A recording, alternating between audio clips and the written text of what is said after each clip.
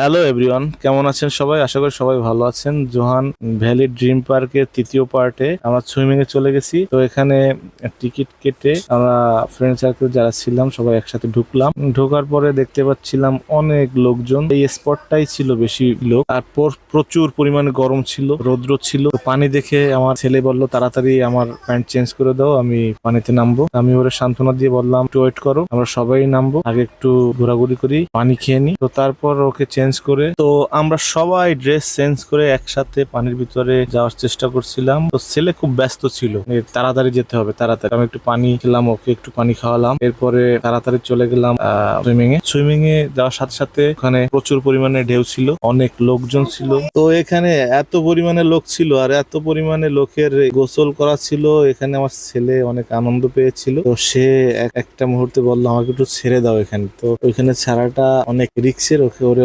কখনোই ছাড়িনি আমি। তো আপনারা যদি কেউ এই জায়গায় সুইমিং এ যান, বাচ্চাদের সাবধানে রাখবেন, কারণ ঢেউটা অনেক জোরে আসে আর সাগরের মতোই ঢেউ আসে অনেক জোরে জোরে। তো এখানে অনেক এনজয় করলাম।